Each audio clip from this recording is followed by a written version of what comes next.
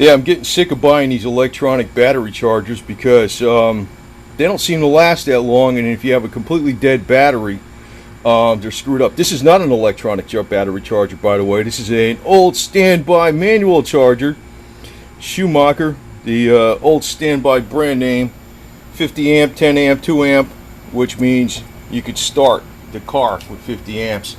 I got this old Sears. This is from the 70s. It's still good.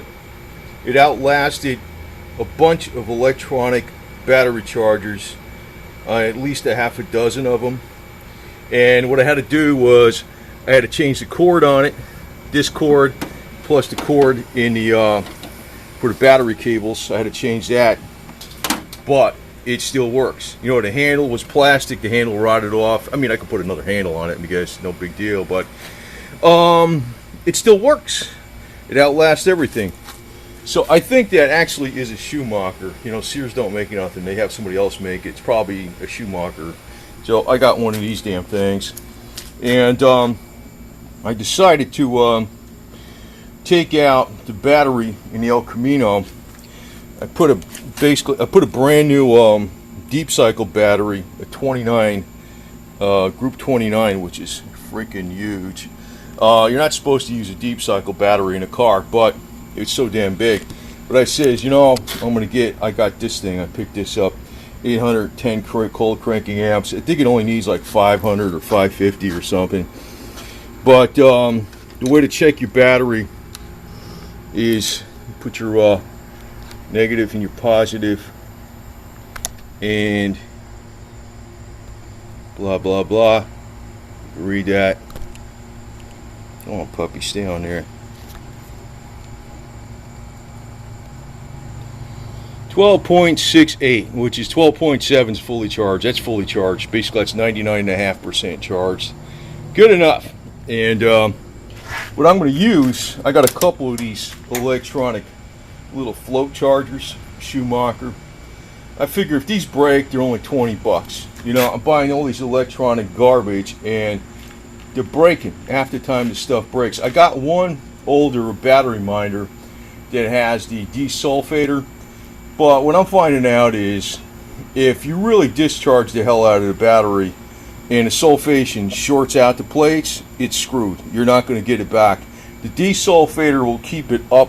It'll make it last longer if it's in good shape, but it will not you know, perform miracles. So, you know, and also I found out this will start the car no problem, but if you buy an actual starting battery, it'll start it up even better. But you know, you can get away with, if you can fit a group 29 in your car, you're probably okay with starting it with that. But I decided to go with this with the 5-year warranty. But to tell you the truth, I am not getting anything electronic anymore. I think the one thing I might get electronic is the Bedini.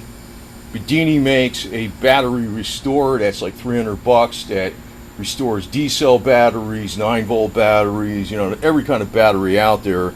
That might be something to get, but otherwise I ain't touching it. As a matter of fact, on this car's electronic ignition's been in there. I haven't touched it since, I don't know, I got this car in 91, and I haven't touched that electronic ignition since that time, except for changing distributor cap or something and wires.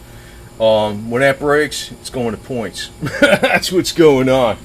But considering I've had this battery charger since the 70s, so that's 40 years.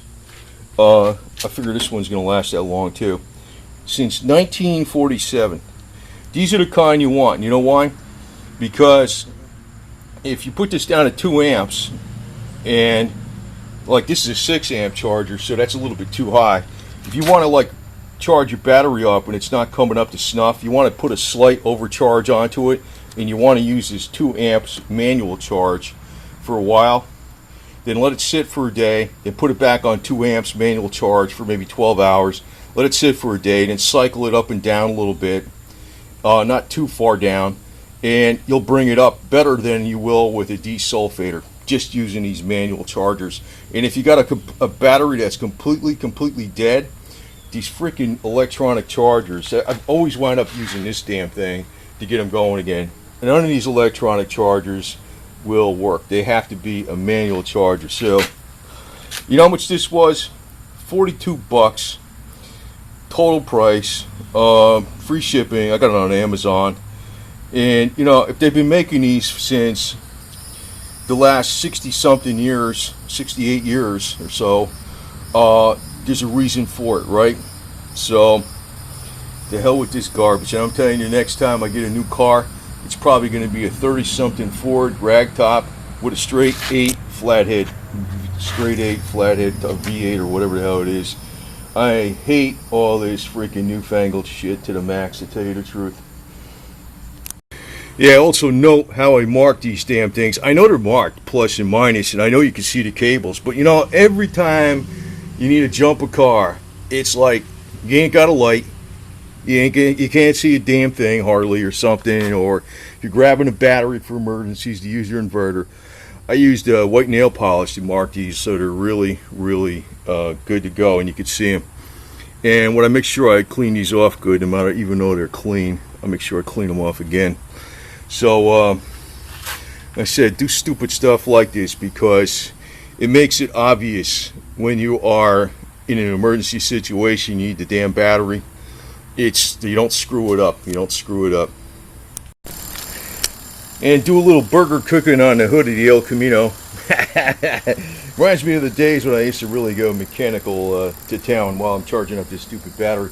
By the way, my old Jeep runs great, and that was the reason I said my El Camino has been sitting a while, because of I've been using this puppy. I've been using it today too. So this thing's been running great with the Toyota carburetor on it. It runs like brand new, man. I had it since had this thing like 30 years.